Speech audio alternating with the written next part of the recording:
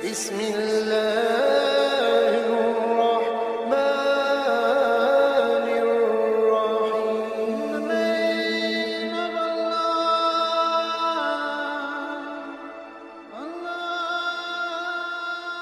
الرحيم. بسم اللہ الرحمن الرحیم. شروع اللہ کے نام سے جو بڑا مہربان اور نہایت رحم والا ہے. سورہ کاف نبی کریم صلی اللہ علیہ وآلہ وسلم پر مکی زندگی کے درمیانی دور میں نازل ہوئی.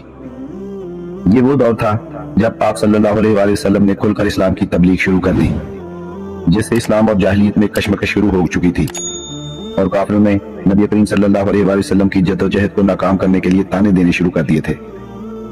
قرآن حکیم میں کل 7 منزلیں ہیں.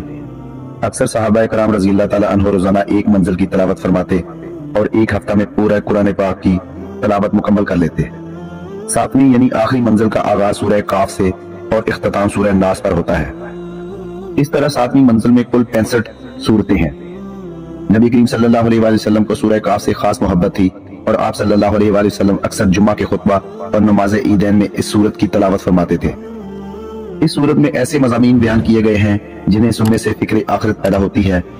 سورہ کاف کا بنیادی موضوع قیامت کا واقعہ ہونا ہے. سورت کے آغاز میں بیان ہے کہ نہایت قدرتوں والا اللہ قیامت قائم فرمائے گا. ہم سب کو ایک دن مرنا ہے. اللہ تعالیٰ مرنے کے بعد ہمیں دوبارہ زندہ فرمائیں گے. ہمیں میدان حشر میں جمع کیا جائے گا. نامہ اعمال دیے جائیں گے. حساب کتاب ہوگا. نیک لوگ جنت اور برے لوگ جہنم میں داخل کیے جائیں گے. نافرمان قوموں کا ذکر بھی عبرت کے طور پر کیا گیا ہے. سورت کے آخر میں قیامت کا منظر کھینچا گیا ہے اور سور پھونکے جانے کا ذکر بھی ہے. دوستو، ویڈیو اچھی لگی ہو تو چینل کو سبسکرائب کریں اور ویڈیو دوستوں کے ساتھ بھی شیئر کریں. اللہ تعالیٰ آپ کا حامی و ناصر ہو.